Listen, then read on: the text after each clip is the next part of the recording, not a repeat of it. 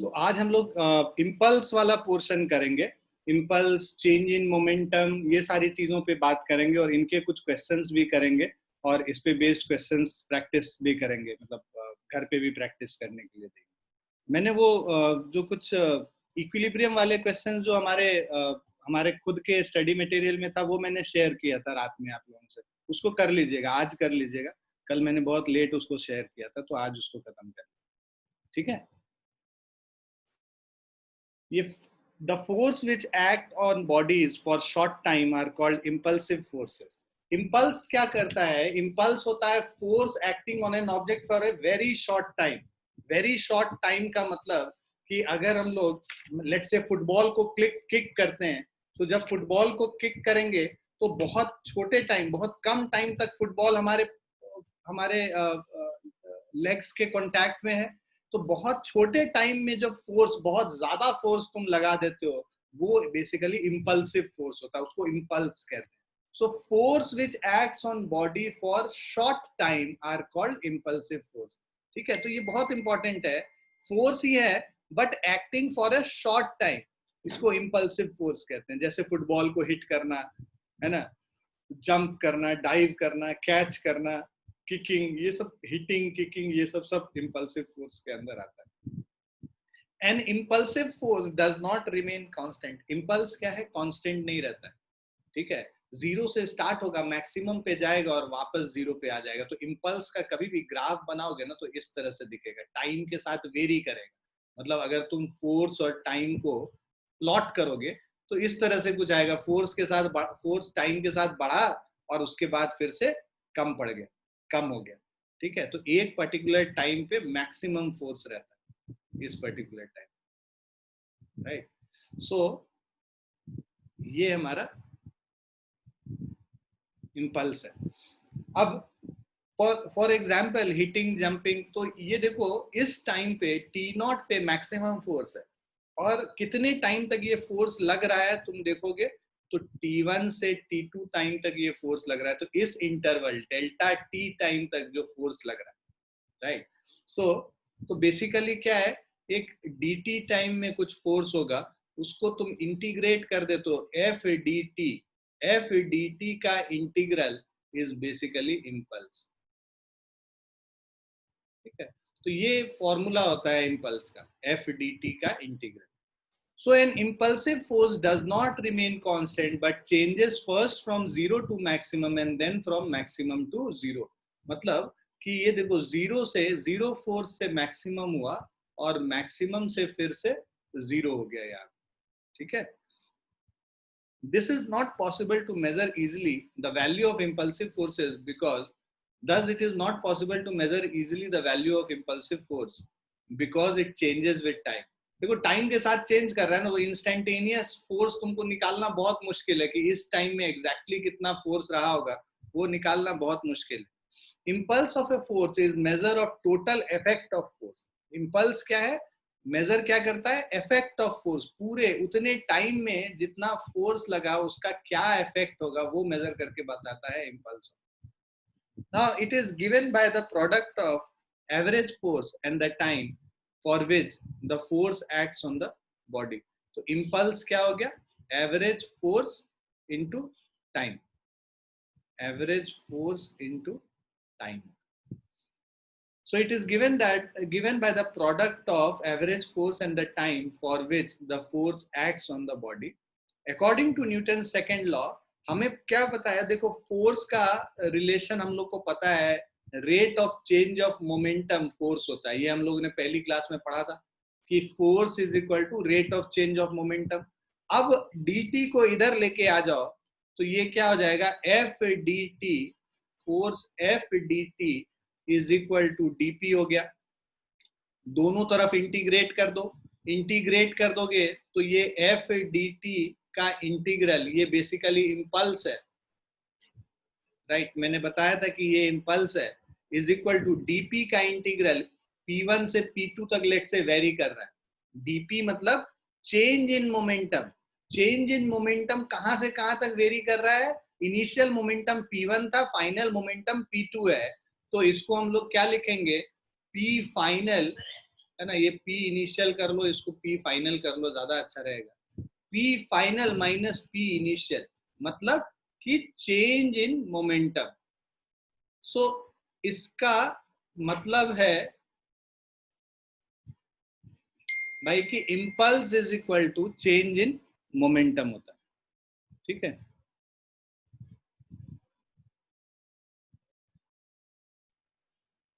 So impulse is equal to change in momentum. Is it clear? Yes. Yes, sir. तो बस जो numerical solve करेंगे ना उसमें यही सबसे ज्यादा यूज होगा। Impulse is equal to change in momentum. हम लोग क्या करेंगे, फाइनल मोमेंटम और इनिशियल मोमेंटम निकाल के उसका डिफरेंस निकाल लेंगे, उससे हम लोग को इम्पल्स निकल के आ जाए। ठीक है बच्चों।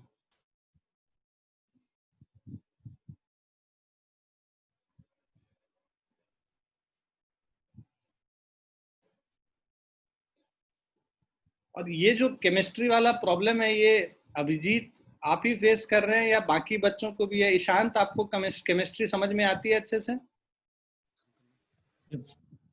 थोड़ा बहुत प्रॉब्लम होती है। थोड़ी बहुत प्रॉब्लम है। और आंचल आपको? सर मुझे भी डाउट होता है। अच्छा।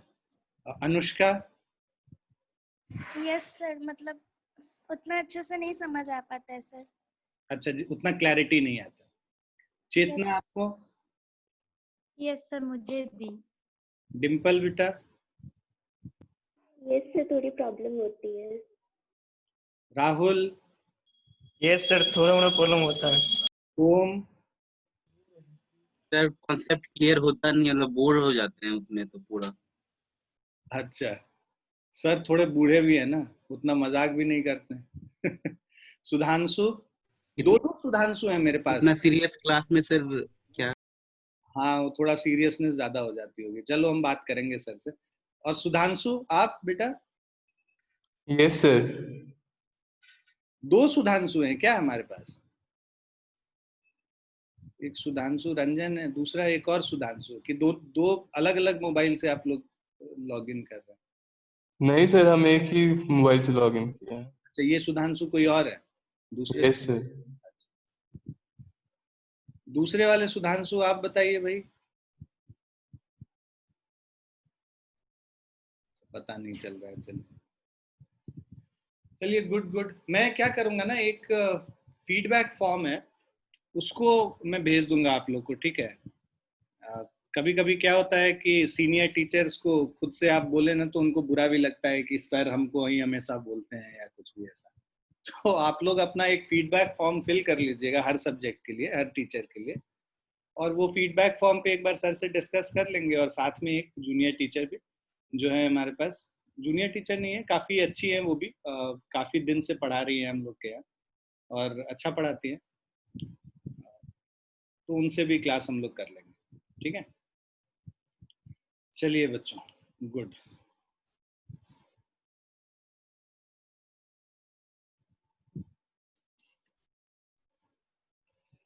Okay, so integrating both sides with limits indicated, तो वही जो हम बात कर रहे थे, एफ डी टी को दोनों तरफ इंटीग्रेट कर दो 0 से t तक, और यहाँ dp को p1 से लेके p2 तक। तो where p1 is the initial linear momentum at t is equal to 0 और p2 क्या है, final linear momentum at time t। तो average force is the constant force during this time. We may write, देखो F D T जो है, F average वाले को इसको बाहर निकाल लेते हैं, तो एवरेज फोर्स और टाइम 0 से t तक, तो एफ जो average force into time t is equal to p2 minus p1 हो गया। तो एफ, अगर हम लोग को यही चीज एवरेज फोर्स निकालना होता तो p2 minus p1 divided by t कर लेते, तो impulse is equal to average force into time, that is p2 minus p1। Hence impulse of a force which is the product of average force, बेटा अपना mute कर लो सब लोग, okay. So impulse of a force which is the product of average force during impact and the time for which the impact lasts is measured by the total change in linear momentum produced during the impact. So average force into time is total change in linear momentum, and that is what is impulse. अच्छा, impulse क्या है? Vector quantity है. जब हम impulse लिखते हैं तो impulse को change in momentum लिखते हैं. momentum वेक्टर क्वांटिटी है ना. इसको हम लोग f dt ऐसे करके लिखते हैं. तो यहाँ पे देखो वेक्टर साइन ऑलरेडी है और this is equal to P2 minus P1 लिखते हैं. ये भी एक वेक्टर क्वांटिटी है. तो इम्पल्स क्या है? एक वेक्टर क्वांटिटी है. So impulse is a vector quantity, okay, and its direction is the same as that of the force. Vector quantity और इसका डायरेक्शन फोर्स के डायरेक्शन के बराबर ही है. The direction, the dimensional formula of impulse is same as that of linear momentum. So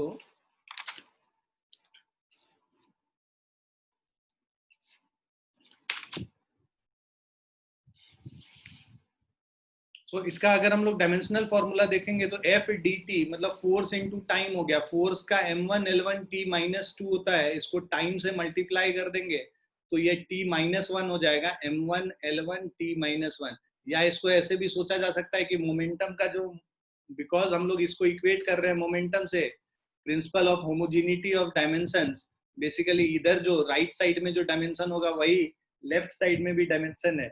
मतलब impulse का dimension momentum के बराबर हो गया m1 l1 t माइनस 1. तो ये इसका डायमेंशनल फॉर्मूला हो गया. The SI unit of impulse is Newton second. देखो फोर्स इंटू टाइम कर रहे हो. फोर्स इंटू टाइम, फोर्स का न्यूटन होता है, टाइम का सेकेंड होता है. तो ये न्यूटन सेकेंड इसका डायमेंशन हो गया. तो न्यूटन को हम लोग केजी मीटर कहते हैं. केजी मीटर पर सेकेंड बेसिकली. केजी मीटर पर सेकेंड स्क्वायर होता है, इंटू सेकेंड कर दोगे तो केजी मीटर पर सेकेंड होगा. फोर्स के इसको टाइम से मल्टीप्लाई कर दे रहे. सीजीएस यूनिट यहाँ पे डाइन सेकेंड या ग्राम सेंटीमीटर पर सेकेंड है. F1 T1 F2 T2 के बराबर होगा बेसिकली. तो hence a given change in linear momentum can be produced by applying a larger force for a small time or by applying a smaller force for a large time. This is sometimes called impulse momentum theorem. तो basically अगर तुमने एक object के momentum को change किया है, initial momentum Pi से Pf तक लेके गए, अब इसमें अगर दो तरीके से आपने किया, एक बार फोर्स F1 लगाया T1 टाइम तक और दूसरे टाइम F2 लगाया T2 टाइम तक, तो हमें पता है भाई कि F1 T1 भी P final minus P initial होता है और F2 T2 ये भी क्या होगा? P final minus P initial. Because RHS equal है, इसका मतलब हमारा LHS भी इक्वल होगा, राइट? तो RHS और LHS, तो RHS इक्वल है तो LHS भी इक्वल होगा. मतलब F1 T1 किसके बराबर हो गया? F2 T2 के बराबर हो गया. मतलब अगर फोर्स ज्यादा लगाओगे तो टाइम कम मोमेंट के लिए लगाना होगा, फोर्स कम लगाओगे तो ज्यादा टाइम तक वही फोर्स लगाना पड़ेगा सेम इंपल्स लाने के लिए, सेम मोमेंटम में चेंज लाने के लिए. आपको अगर फोर्स कम लगा रहे हो तो ज्यादा टाइम तक लगाना पड़ेगा उसी मोमेंटम चेंज के लिए, और ज्यादा फोर्स लगा रहे हो तो उसको कम टाइम के लिए लगाना पड़ेगा same change of momentum. Clear है ये पॉइंट? Yes sir. इसको हम लोग इम्पल्स मोमेंटम थ्योरम भी कहते हैं. ठीक है, इसको हम लोग इम्पल्स मोमेंटम थ्योरम भी कहते हैं. So according to impulse momentum theorem, the linear momentum can be produced by applying smaller force for a longer time or by applying a larger force for a shorter time. Is it clear? So impulse momentum theorem जो है ये क्या है? linear momentum can be produced by applying smaller force for longer time or by applying larger force for a shorter time. यही जो हम लोग अभी बात कर रहे हैं. So impulse क्या है? F dt है. हमें पता है कि फोर्स टाइम ग्राफ बनाएंगे, एफ डी टी का इंटीग्रल निकालेंगे, तो इसका मतलब क्या है? ये जो area under the force time graph, F T graph. So area under F T graph, area under F T graph, ये हमको इम्पल्स देगा. अगर हम लोग ग्राफिकली निकालना चाहते हैं तो ग्राफिकली निकालने के लिए हम इस एरिया को अगर निकाल लेंगे तो ये हमें इसका इम्पल्स बताएगा. क्लियर है बच्चों? Yes sir. हाँ Yes, sir. sir. Yes, sir. So impulse of a variable force is equal to area enclosed by the force curve and the time axis. अब एक क्वेश्चन कर लेते हैं. A hammer of mass 1 kg moving with speed 6 meter per second strikes a wall and comes to rest in 0.1 second. तो एक hammer है, ठीक है, इसका मास 1 kg हो गया, राइट, और ये मूव कर रहा है 6 मीटर पर सेकेंड से. तो u is equal to 6 metre पर second, strikes a wall and comes to rest in 0.1 second. Final velocity क्या हो गया? 0 मीटर पर सेकेंड. और टाइम कितना लिया? 0.1 सेकेंड में ये रेस्ट पे आ गया. अब फर्स्ट पार्ट आपको कह रहा है the impulse of force. Impulse is equal to F D T, that is final momentum minus initial momentum, mv minus mu. Final momentum mass into velocity momentum होता है. फाइनल मतलब m into V, final velocity से multiply करेंगे. mv तुम करोगे 1 into 0 minus of, ठीक है, mu 1 into 6. तो ये क्या हो गया? 1 minus 6, that is sorry 0 minus 6 which is equal to minus 6 newton second. पहला वाला ये आ गया. सेकेंड हम लोगों को कह रहा है the retardation of the hammer. So retardation निकालने के लिए तो आप बेसिकली क्या करो, force is equal to P final minus P initial divided by time t कर लो. मतलब -6 डिवाइडेड बाय टाइम t 0.1, मतलब -60 न्यूटन हो गया.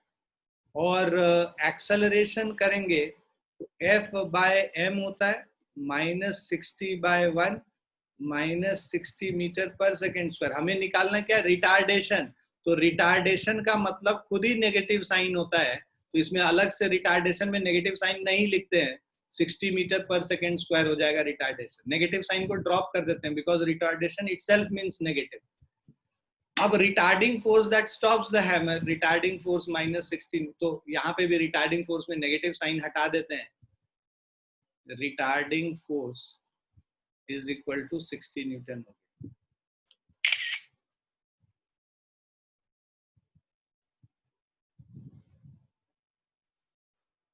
क्लियर बच्चों? Yes, sir. Yes, sir.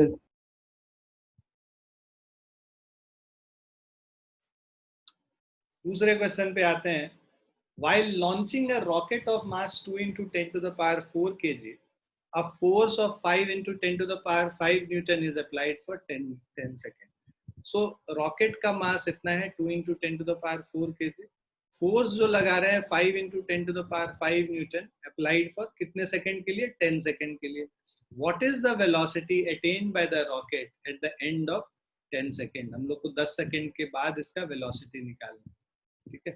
सो मास जो रॉकेट का है 2 into 10 to the power 4 kg, force जो है 5 into 10 to the power 5 Newton, applied for 10 seconds, t is equal to 10 seconds.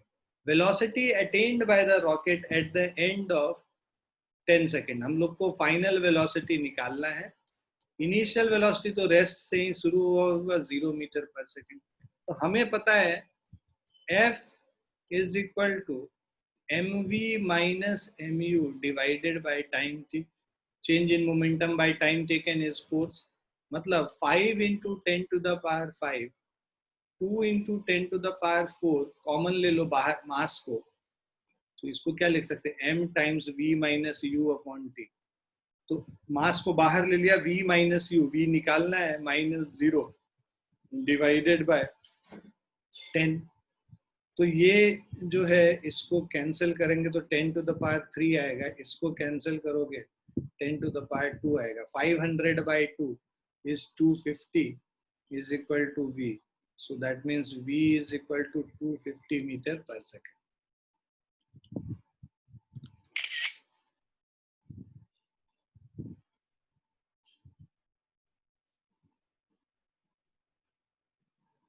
Clear बच्चों? Yes, sir.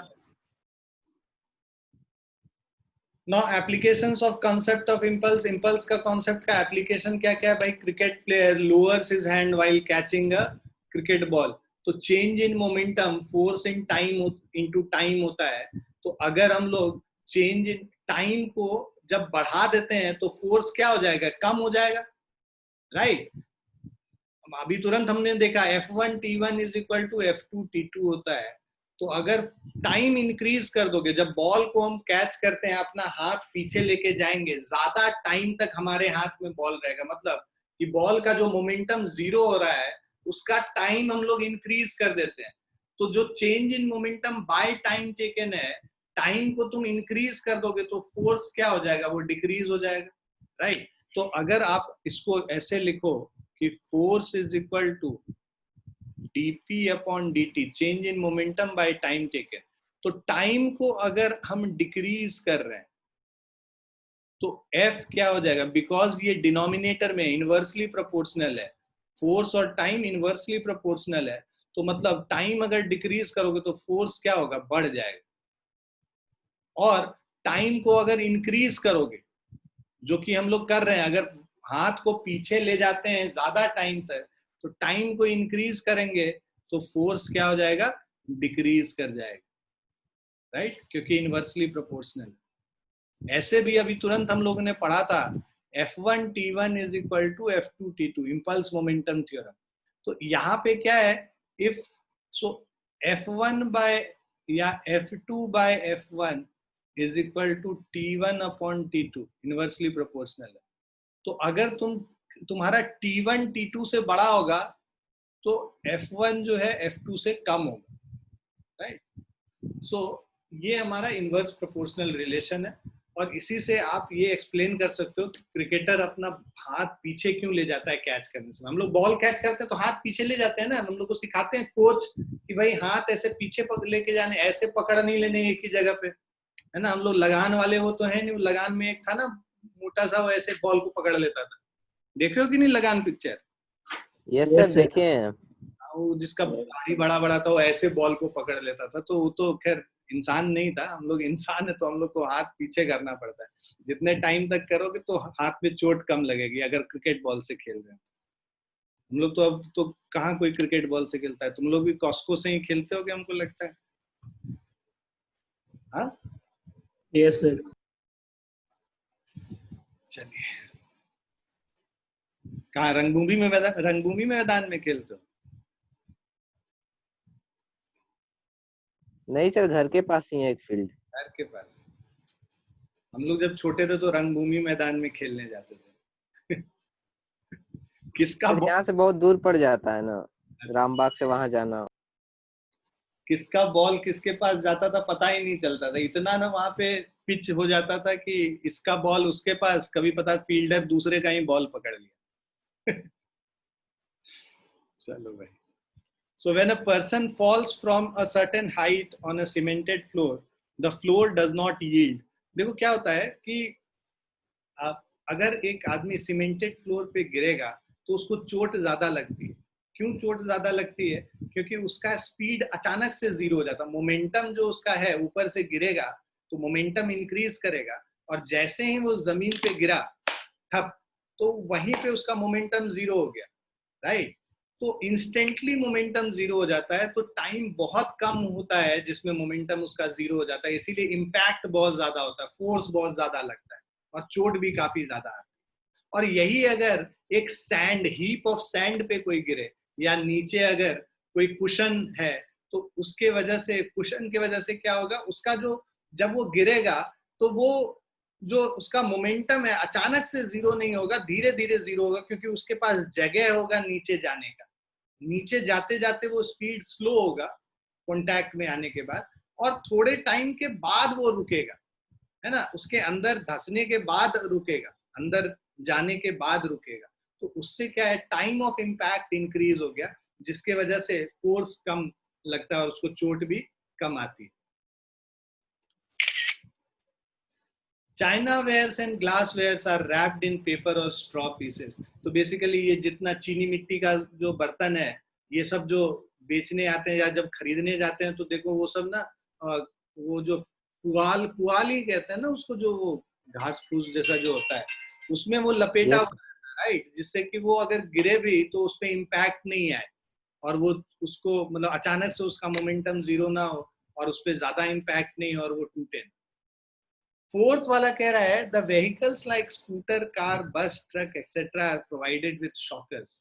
तो ये सब में शॉकर लगा हुआ होता है। वो शॉकर क्या करता है, शॉक एब्जॉर्बर्स है। तो जनरली तुम बाइक में देखोगे ऐसे एक इस तरह से ऐसे शॉकर्स जैसी चीज लगी हुई होती है हैंडल के पास, देखे हो ना। एक सेकेंड बच्चों, जस्ट होल्ड करना।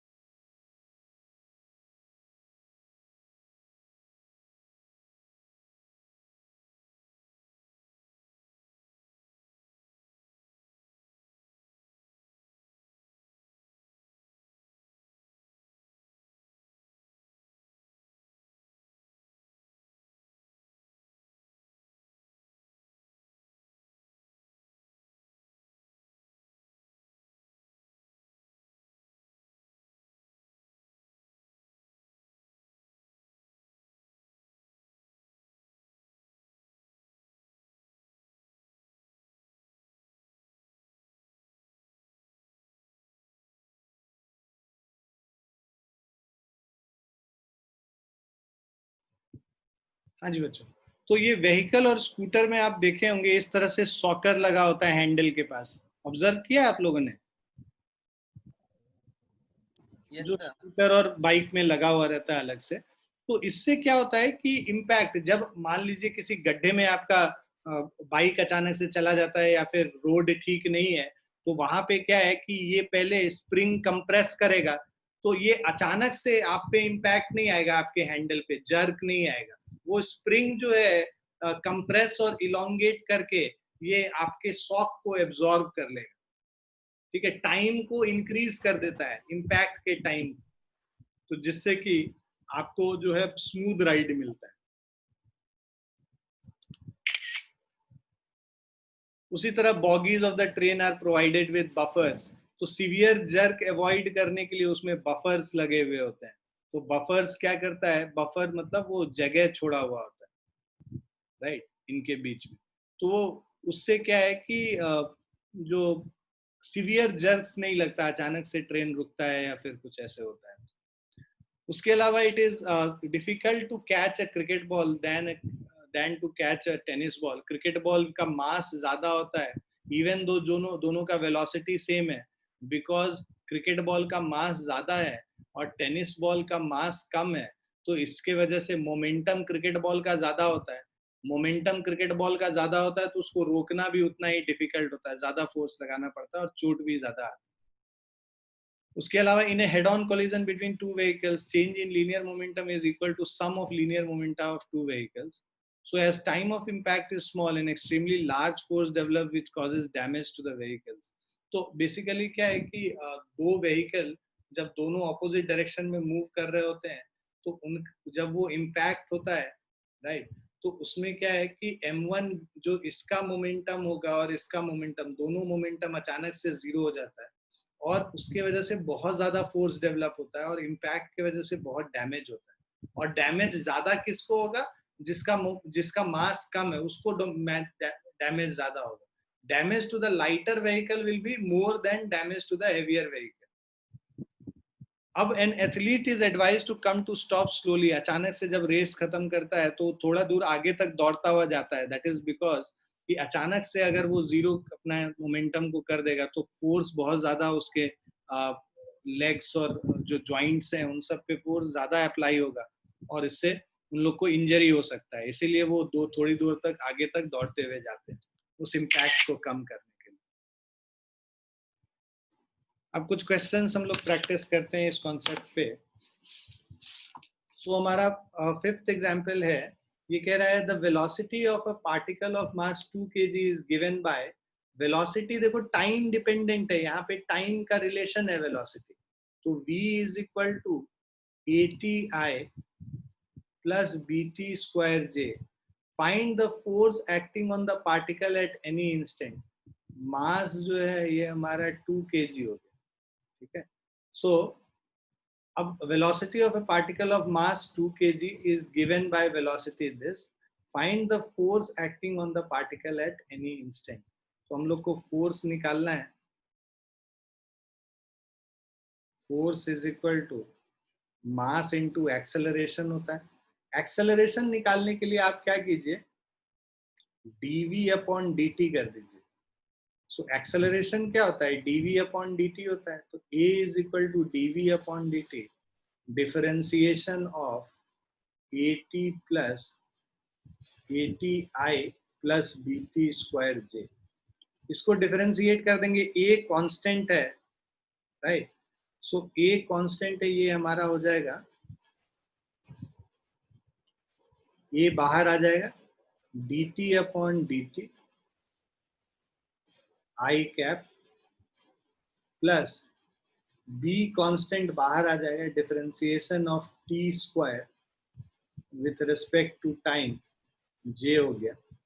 सो टाइम का टाइम के साथ डिफरेंशिएशन 1 हो जाएगा, तो a into 1i plus of T square का डिफरेंशिएशन टाइम के रेस्पेक्ट में 2t होता है, तो ये 2bt j, तो a इंटू 1i मतलब ai प्लस 2bt j, ये हमारा एक्सेलरेशन a है।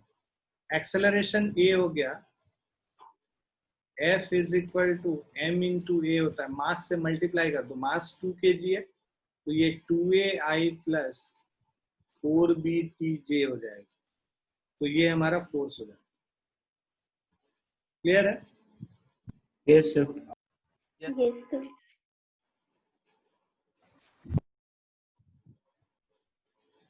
नेक्स्ट क्वेश्चन है, a particle moves in the xy plane under the action of force, ये वेक्टर है, such that the value of its linear momentum p at any time t is equal to, तो linear momentum देखो इसका x direction में जो linear momentum है ये 2 cos t हो जाएगा, और y डायरेक्शन में जो लीनियर मोमेंटम है वो 2 sin t हो जाएगा, ठीक है।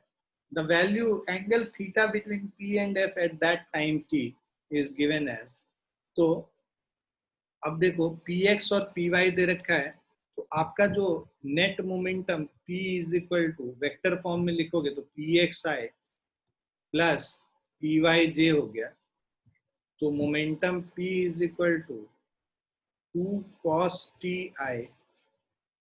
प्लस 2 sin tj हो गया, ठीक है। हमारे पास फोर्स जो है this is equal to dp upon dt होता है, इसको डिफरेंशिएट कर दो, डिफरेंशिएट करेंगे, differentiation of with respect to time 2 cos t i plus, एक सेकेंड बच्चों,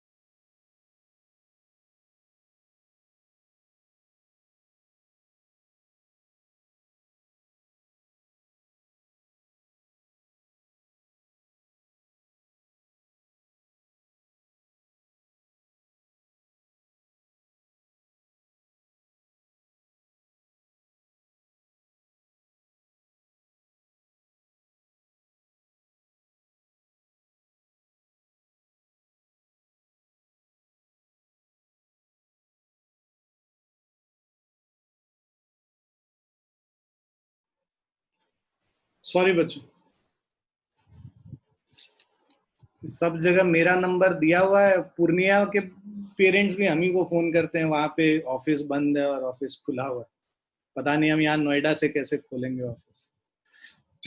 चल, तो differentiation of 2 cos ti plus 2 sin tj, इसको डिफरेंशिएट कर देंगे अगर, तो cos का डिफरेंशिएशन माइनस साइन होता है, तो ये क्या हो जाएगा, -2 sin t i प्लस, और साइन का डिफरेंशिएशन cos होता है, तो प्लस ऑफ 2 cos tj, तो ये हमारा फोर्स का वैल्यू हो जाएगा।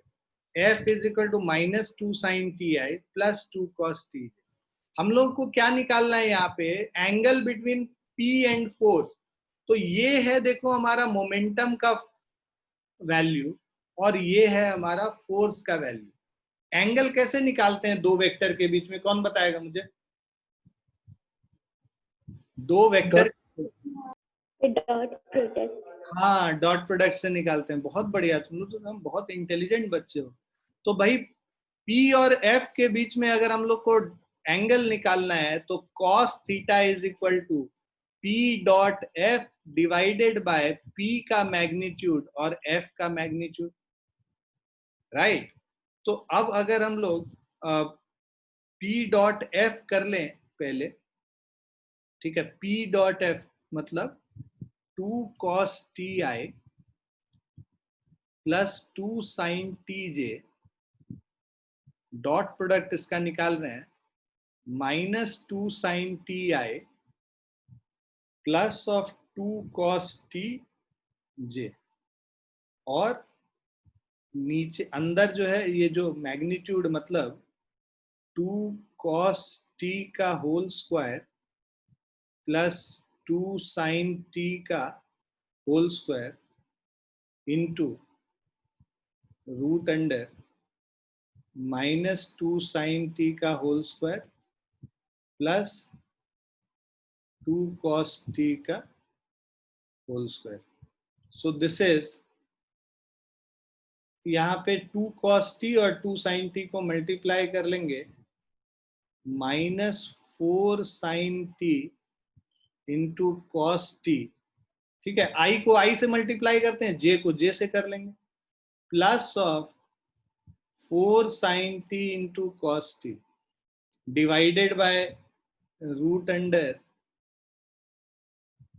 4 cos square t plus 4 sin square t into 4 sin square t plus 4 cos square t। अब ये -4 प्लस 4 ये कैंसिल हो गया, this is equal to 0 divided by anything. 0 divided by anything क्या हो जाएगा, 0 ही हो जाएगा। तो 0 जब होता है cos थीटा 0 है, इसका मतलब थीटा का वैल्यू क्या हो गया, 90 डिग्री हो गया। सो मतलब एंगल इनके बीच में क्या हो गया, 90 डिग्री।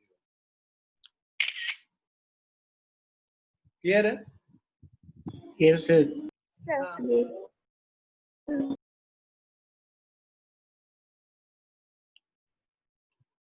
सबको समझ में आ गया, आगे बढ़े? Yes sir.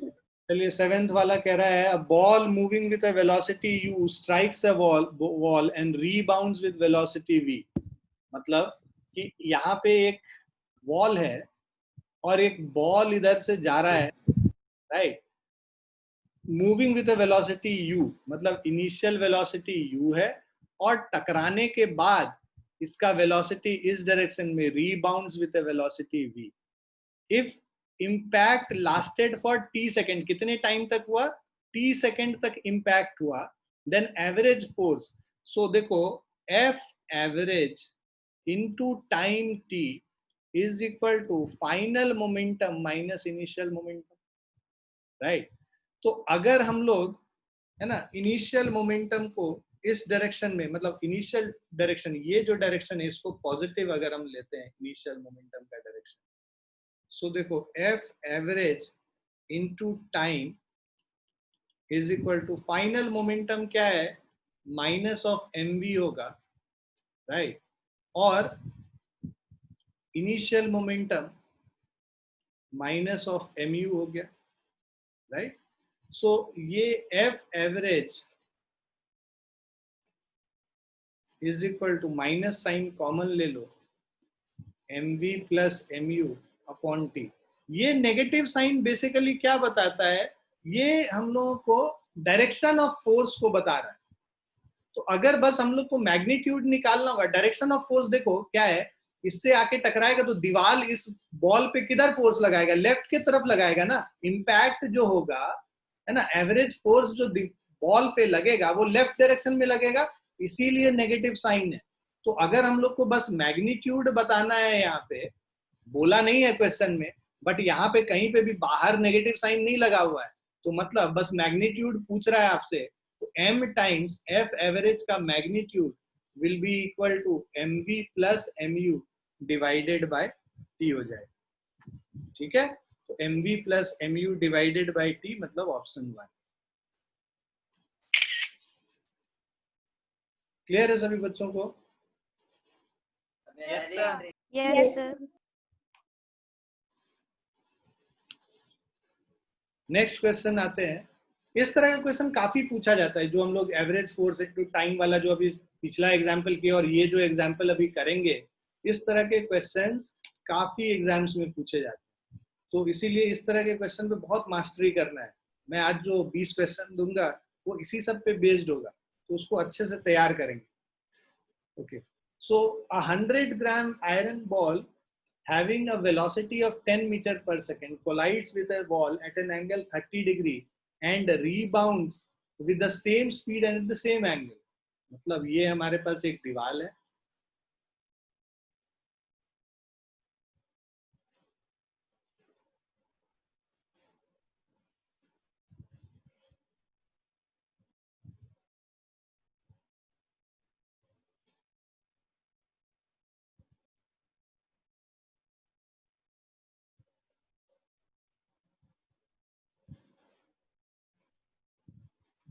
ठीक है।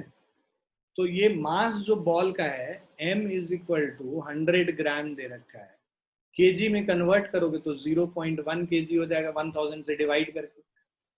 हैविंग वेलोसिटी 10 मीटर पर सेकेंड, इधर जो इनिशियल वेलोसिटी था ये जो u है ये 10 मीटर पर सेकेंड के स्पीड से जा रहा है। Collides with a wall at an angle 30 degree, wall से जो एंगल बना रहा है ये 30 डिग्री बना रहा है, तो ये जो एंगल होगा ये 60 डिग्री होगा।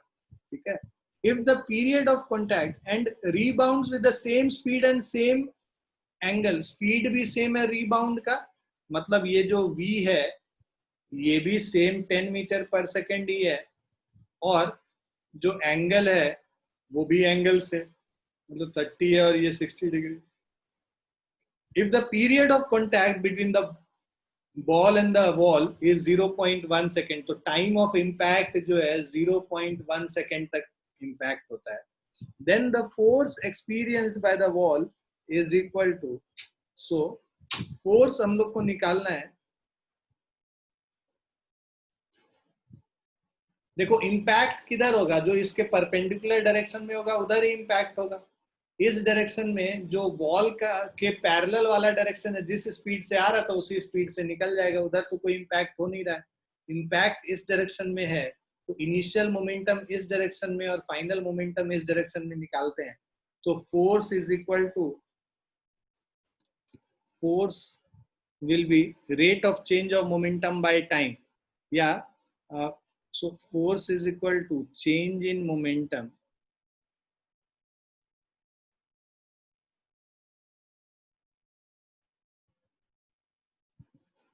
perpendicular to wall divided by time taken। तो हमारा जो फोर्स है चेंज इन मोमेंटम बोले तो इस डायरेक्शन में, जो इस डायरेक्शन में है परपेंडिकुलर डायरेक्शन में v cos 60 degree, final momentum जो है, final momentum right along x direction minus initial momentum along x direction divided by time.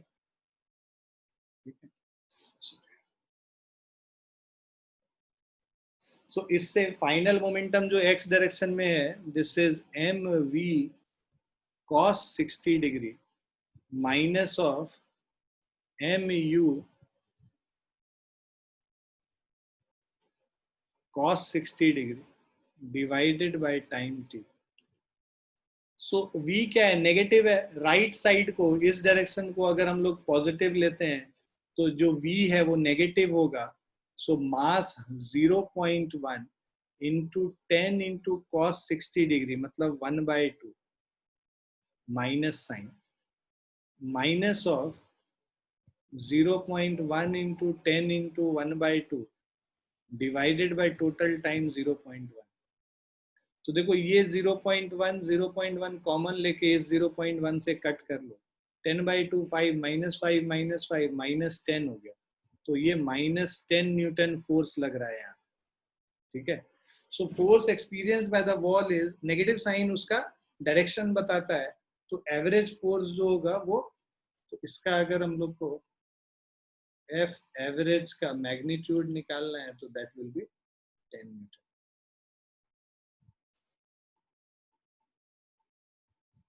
Clear है बच्चों? तो अगर ऑब्लिकली आके हिट करेगा मतलब कोलाइड करेगा, किसी एंगल पे आके कोलाइड करेगा, तो परपेंडिकुलर डायरेक्शन में जो चेंज इन मोमेंटम हो रहा है उसको कंसीडर कर। वॉल के जो पैरेलल डायरेक्शन में चेंज है उसको कुछ नहीं करेंगे, क्योंकि चेंज ही नहीं हो रहा, वो डायरेक्टली इनिशियल और final same, there is no change. तो इस डायरेक्शन में जो वॉल के डायरेक्शन में है उस डायरेक्शन में कोई इंपैक्ट नहीं हो रहा है, जो इंपैक्ट हो रहा है वो इस डायरेक्शन में हो रहा है, इसके परपेंडिकुलर डायरेक्शन। ठीक है बच्चों? Yes, sir. Yes, sir. Yes, sir.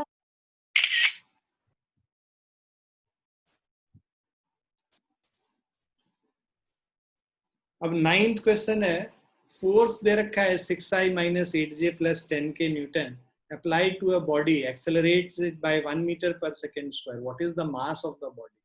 तो basically F is equal to 6i - 8j plus of 10k, ठीक है। Applied to a body accelerates it by 1 meter per second square. तो एक्सेलरेशन का जो मैग्नीट्यूड है this is equal to 1 meter per second square. So mass of the body निकालने बोला है, हम लोगों को पता है F divided by m is acceleration A. So this is 6 by mi minus 8 by mj plus 10 by mk. Acceleration का magnitude is equal to 6 by m का whole square plus -8 by m का whole square plus 10 by m का whole square का square root is equal to 1। भाई कोई भी अगर vector होता है उसका मैग्नीट्यूड कैसे निकालते हैं? Root under ax square plus ay square plus az square. अब दोनों तरफ स्क्वायर कर लेंगे तो ये क्या हो जाएगा, 36 plus 64 plus 100 divided by m square is equal to 1। तो 200 बाय m स्क्वायर ये 1 हो गया, तो इसका मतलब m square is equal to 200, m is equal to root under 200, so this is 10√2 kg। तो 9th का ऑप्शन ए हो जाएगा।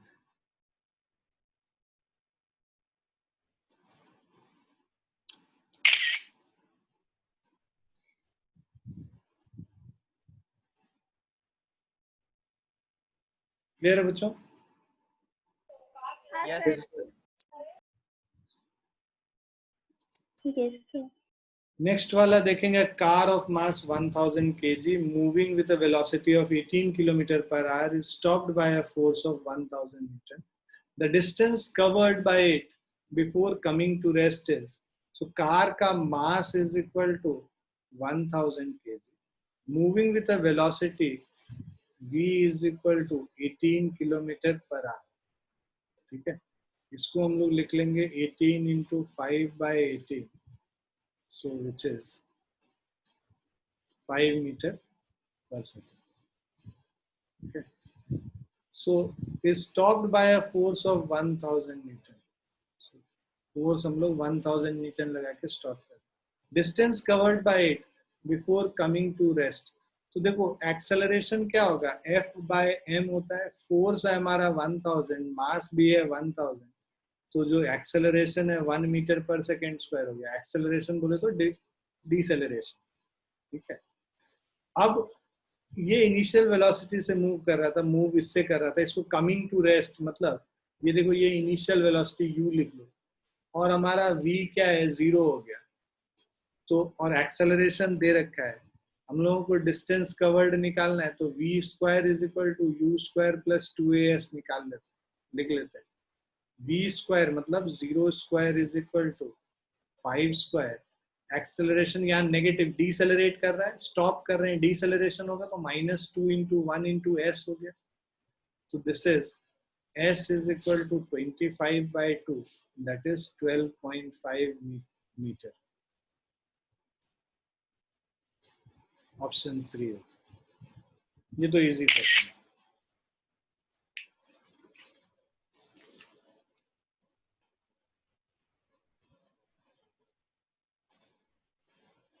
क्लियर है बच्चों? Yes, sir. अब हम लोग वेरिएबल मास पे आएंगे। वेरिएबल मास वाला जो है ये प्रॉब्लम्स बहुत ज्यादा नीट में नहीं पूछा जाता है ना, बट हाँ डिफिकल्ट क्वेश्चंस इसके बनते हैं जो वेरिएबल मास के। जनरली बच्चों को उतना नहीं समझ में आता, बट जेई में काफी यूज होता है ये वेरिएबल मास का प्रॉब्लम। तो वेरिएबल मास का कॉन्सेप्ट पे हम लोग काम करेंगे अभी। देखो क्या होता है वेरिएबल मास का मतलब कि हर मोमेंट पे मास चेंज करना। जब मैं लिखता हूं कि force is equal to rate of change of momentum dp/dt, तो हम लोग क्या करते हैं यहाँ पे d मतलब dp क्या है, मास इनटू वेलोसिटी होता है मोमेंटम, है ना, dmv/dt। हम एज्यूम कर लेते हैं कि मास कांस्टेंट है। मास कांस्टेंट है तो m को ले आते हैं बाहर और इसको dv/dt करते हैं। जनरली क्या है, मास कांस्टेंट ही रहता है भाई। ट्रक अगर मूव कर रहा है तो उसका मास हर मोमेंट तो चेंज करेगा नहीं, तो उसका मास कांस्टेंट है तो बाहर मास को ले लिया, है ना, क्योंकि कांस्टेंट का कुछ डिफरेंशिएशन नहीं होता है, कांस्टेंट को बाहर कर लेते हैं, मल्टीप्लाई रहता है। dv/dt a है तो m इंटू a हम इसको लिख लेते हैं। Force is equal to mass into acceleration. ये तब होगा जब मास कांस्टेंट है, व्हेन मास इज कांस्टेंट, मतलब मास भी चेंज नहीं कर रहा।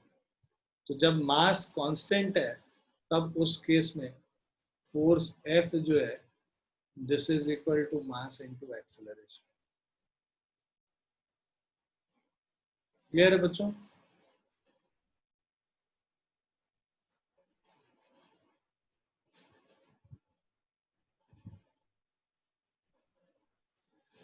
अब तो ये हमारा फोर्स जो है दिस इज कांस्टेंट। जब मास कांस्टेंट है तब फोर्स का वैल्यू ये है। जब मास चेंज करेगा, मतलब मैं ऐसे लिखूं कि F is equal to dp/dt, तो उस केस में हम लोग d ऑफ mv/dt कर लेते हैं। यहाँ मास और वेलोसिटी दोनों वेरिएबल है, तो प्रोडक्ट ऑफ फंक्शंस हो गया। प्रोडक्ट ऑफ फंक्शन का हम लोग जब डिफरेंशिएशन करते थे तो पहले मास को कांस्टेंट लेंगे, v को डिफरेंशिएट करेंगे, उसके बाद v को कांस्टेंट लेंगे और m को डिफरेंशिएट करेंगे।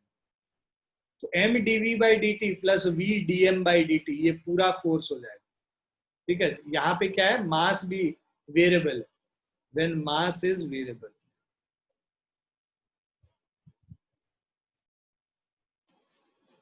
ठीक है, अब हम लोग आते हैं इस पे कॉन्सेप्ट पे कि thrust due to change of mass of system, when mass is added or ejected from a system, then a force is exerted by this mass on the system.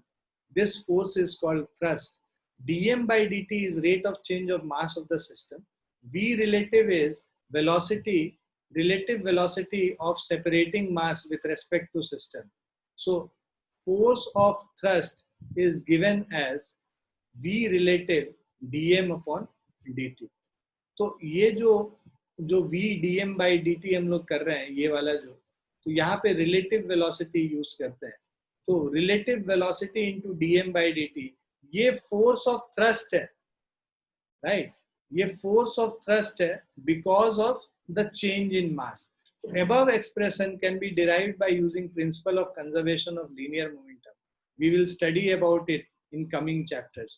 तो ये जो principle of conservation of momentum हम लोग आगे पढ़ेंगे, उससे ये above relation apply होता है। तो थ्रस्ट वाला जो फोर्स है that is v relative into dm/dt, ये आपको अभी याद रखना है। तो इसमें क्या है, v रिलेटिव क्या है, relative velocity of separating mass with respect to system. मान लो एक रॉकेट के बारे में हम बात करते हैं, रॉकेट से जो फ्यूल बाहर की तरफ इजेक्ट हो रहा है, तो उसका जो इजेक्शन स्पीड है ये किसके रेस्पेक्ट में है, रॉकेट के स्पीड में, रॉकेट के रेस्पेक्ट में इसका फ्यूल का स्पीड दिया होगा, और वो दिया होगा let's say v relative. v relative मतलब velocity of fuel, ejected fuel with respect to rocket. Rocket खुद भी तो ऊपर मूव कर रहा होगा ना किसी वेलोसिटी से, तो इजेक्शन जो फ्यूल का हो रहा है वो रॉकेट के रेस्पेक्ट में उसका वेलोसिटी अगर v रिलेटिव है, और जो मास इजेक्ट हो रहा है, किस रेट से मास इजेक्ट हो रहा है, dm/dt। तो this is the rate at which the mass of fuel या fuel is being burned at this rate dm/dt। तो v रिलेटिव इंटू dm/dt करते हैं, तो this is the amount of force which is applied on the rocket due to ejection of the fuel. भाई newton's third law of motion से ही काम करता है ना, जिस फोर्स से वो फ्यूल को इजेक्ट करेगा उसी फोर्स से वो ऊपर की तरफ जाएगा। तो ये हो गया थ्रस्ट वाला force, force of thrust. So rocket propulsion is based on Newton's third law. Propellants are combined in a combustion chamber where they chemically react to form hot gases. These hot gases are ejected at high velocity through the nozzle. तो इसको high velocity से हम लोग nozzle से निकालते हैं। Thrust on rocket is reaction force of these gases. तो rocket पे जो thrust आता है that is because of the reaction force, जो कि ये gases के निकलने से जो force होता है, एक्शन का फोर्स, उसका रिएक्शन से ये थ्रस्ट प्रोड्यूस होता है जिससे रॉकेट आगे जाता है। तो लेट dm/dt, ये जो dm/dt है ये rate of burning of fuel और rate of injection of gases. तो फ्यूल जिस रेट से बाहर निकल रहा है, इससे जिस रेट से ये रॉकेट से फ्यूल बाहर निकल रहा है, वो rate of change in mass dm/dt है ना, change in mass by time. तो the amount of fuel which is ejected with respect to time is dm/dt. Thrust of gases on rocket is given as, तो v thrust, negative sign again क्या हमें बताता है, मान लो dm इधर इस direction को पॉजिटिव लेते हैं जिस डायरेक्शन में फ्यूल बाहर निकल रहा है, तो जो रॉकेट पे जो फोर्स लग रहा है थ्रस्ट, वो ऑपोजिट डायरेक्शन में वो नेगेटिव हो जाएगा, इसीलिए ये माइनस साइन लिखा हुआ है, minus of Vr dm/dt। Vr क्या है, relative velocity of gases with respect to rocket, जिस स्पीड से गैस रॉकेट से निकल रहा है, रिलेटिव वेलोसिटी रॉकेट के रेस्पेक्ट में। ग्राउंड के रेस्पेक्ट में उसका वेलोसिटी कुछ और होगा, बट रॉकेट के रेस्पेक्ट में velocity Vr। Negative sign shows that the direction of thrust is opposite to the direction of ejection of gases। Negative sign क्या बताता है कि ये जो थ्रस्ट का डायरेक्शन है ये इजेक्शन ऑफ गैसेस के डायरेक्शन के ऑपोजिट। क्लियर है बच्चों? Yes sir. तो वेरिएबल मास का जो थ्रस्ट है वो होता है v relative into dm/dt। Sign अगर आगे नेगेटिव लगा दे रहे हैं यहाँ पे, इसीलिए क्योंकि यहाँ पे फ्यूल इधर इजेक्ट हो रहा है और थ्रस्ट वाला जो फोर्स है वो ऊपर की तरफ लग रहा है, ऑपोजिट डायरेक्शन में लग रहा है जिधर फ्यूल इजेक्ट हो रहा है, ठीक है, इसीलिए नेगेटिव साइन लगा। ये जो डेरिवेशन है ना, डेरिवेशन अब उतना इंपॉर्टेंस नहीं रखता है। व्हाई? बिकॉज कि सारे क्वेश्चंस तो एप्लीकेशन पे आएंगे ना, तो ज्यादा इस पे एप्लीकेशन पे फोकस करो। हम लोग डेरिवेशन भी करेंगे आगे, बट अभी इस पे फोकस करेंगे कि ये हमारा न्यूमेरिकल सॉल्व करने में जो हेल्प करेगा, तो इसको हम लोग याद कर लेंगे। जैसे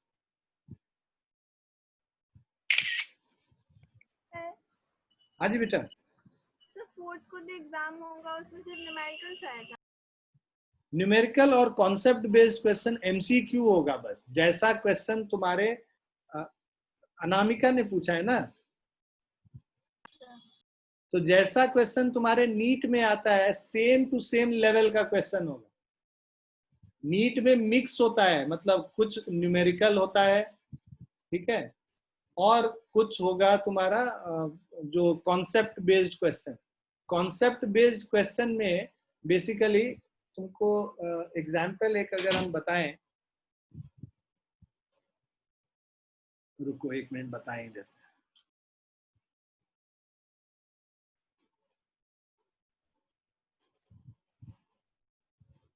ये हो गया कॉन्सेप्ट बेस्ड क्वेश्चन। इसमें क्या पूछा हुआ है देखो, Newton second law of motion connects. Newton second law of motion किसको किसको कनेक्ट करता है? मोमेंटम और एक्सेलरेशन, चेंज ऑफ मोमेंटम और वेलोसिटी को, rate of change of momentum और एक्सटर्नल फोर्स को, या rate of change of force और मोमेंटम को, किसको करता है? कौन सा ऑप्शन सही है बताओ? ये तो पढ़ चुके हैं हम लोग।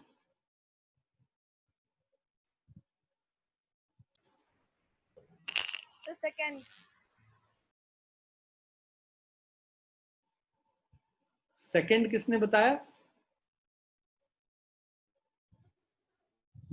अनामिका। नामिका। सेकंड गलत है बेटा, थर्ड ऑप्शन सही है। देखो newton second law of motion क्या बताता है? F is equal to dp upon dt, मतलब force is equal to rate of change of momentum, external force. External force और rate of change of momentum के बीच में रिलेशन निकालता है। आ रहा समझ में? तो ये क्वेश्चन हो गया कॉन्सेप्ट बेस्ड क्वेश्चन, ठीक। तो ऐसे क्वेश्चंस भी होंगे, और ये न्यूमेरिकल वाला बेस्ड क्वेश्चन है, ऐसे क्वेश्चन भी होंगे, ठीक है ना? Yes sir. और तो तुम लोगों का जो क्वेश्चन पेपर होगा, जो नीट के विद्यार्थी हैं उनका क्वेश्चन पेपर में टोटल 180 क्वेश्चन होगा, जिसमें 90 क्वेश्चन बायो के होंगे, 45 फिजिक्स का होगा और 45 केमिस्ट्री का होगा। ये total 180 question, 4 marks each, 720 marks का पेपर होगा। 4 प्लस मार्क्स है और एक नेगेटिव मार्किंग है, मतलब अगर गलत किया है तो एक -1 हो जाएगा, ठीक है।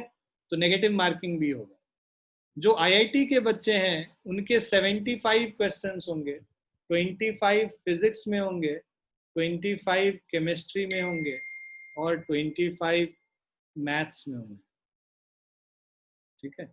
और ये 75 क्वेश्चन 4 मार्क इस 300 मार्क्स का पेपर होगा, +4 और -1 इसमें भी होता है, ठीक है। अगर तुम 150 प्लस लाते हो तो मतलब तुम्हारा प्रिपरेशन सही दिशा में जा रहा है। अगर उससे कम ला रहे हो, इसका मतलब 100 से अगर लेस ला रहे हो, मतलब बहुत मेहनत करना है। और यहाँ पे 720 में अगर 550 से ऊपर है तो मतलब सही दिशा में जा रहे हैं, और अगर 400 से कम है तो मतलब मेहनत ज्यादा करने की जरूरत है। 400 से 450, 550 एवरेज हो गया बेसिकली। आप लोग थोड़ा मेहनत करेंगे तो और आगे चले जाएंगे। तो बढ़िया से प्रिपेयर कीजिए। पहला टेस्ट है, मैं क्वेश्चन ज्यादा डिफिकल्ट नहीं दूंगा, है ना। क्वेश्चंस इजी और मॉडरेट होंगे, ठीक। Thank you sir. सर कब है टेस्ट? 4 तारीख को बेटा, 4 अक्टूबर, संडे को। संडे को दोपहर में तुम्हारा टेस्ट होगा मेरे ख्याल से 3 बजे से 6 बजे तक, 3 PM to 6 PM, 3 घंटे का पेपर होगा, ठीक है बच्चों? Yes.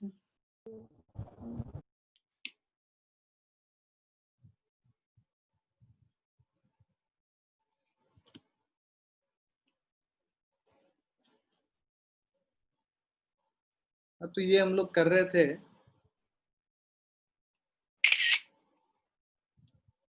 So acceleration of rocket in gravity free space. So let's say m is the mass of rocket at any instant. किसी instant पे मास रॉकेट का m है, एक्सेलरेशन इसका acceleration of the rocket at that instant, उस instant पे acceleration a है, ठीक है, और thrust of the gas on rocket at that instant, मतलब गैस जो इजेक्ट हो रहा है उसके वजह से जो थ्रस्ट है FTH ऊपर के तरफ। अब sum of all the forces is mass into acceleration, so यहाँ पे एक ही फोर्स लग रहा है, थ्रस्ट। सो अभी हम लोग ग्रेविटी फ्री स्पेस में है, ग्रेविटी फ्री स्पेस में मतलब G इज इक्वल टू 0 है, ठीक है। तो आउटर स्पेस में ग्रेविटी नहीं होता है तो वहां G 0 होता है, तो G को हम कंसीडर नहीं कर रहे हैं, मतलब वेट को कंसीडर नहीं कर रहे हैं। तो total force thrust F thrust is equal to ma के बराबर हो जाएगा। So acceleration A is F thrust by m, F thrust का value VR dm by dt divided by m हो गया, ठीक है। ये हमारा एक्सेलरेशन हो गया। Acceleration of rocket in presence of gravity, अगर ग्रेविटी के अंदर है तो उस समय क्या होगा कि यहाँ पे जो फोर्स है mg है और थ्रस्ट ऊपर है FTH, तो जो टोटल फोर्स हम लोग कहते हैं वहां पे ऊपर वाला फोर्स माइनस नीचे वाला फोर्स, नेट फोर्स क्या होगा, ऊपर माइनस नीचे जो फोर्स है net force, FTH minus mg हो गया नेट फोर्स, ये मास इनटू एक्सेलरेशन के बराबर हो गया। एक्सेलरेशन FTH माइनस, तो बेसिकली m से डिवाइड कर दोगे तो FTH by m minus of g हो गया। FTH हम लोग को पता है VR dm by dt by m minus of g। ये हमारा एक्सेलरेशन हो जाएगा कब, जब ग्रेविटी के प्रेजेंस में, जब ग्रेविटी फ्री स्पेस है तब एक्सेलरेशन ये हो। क्लियर है?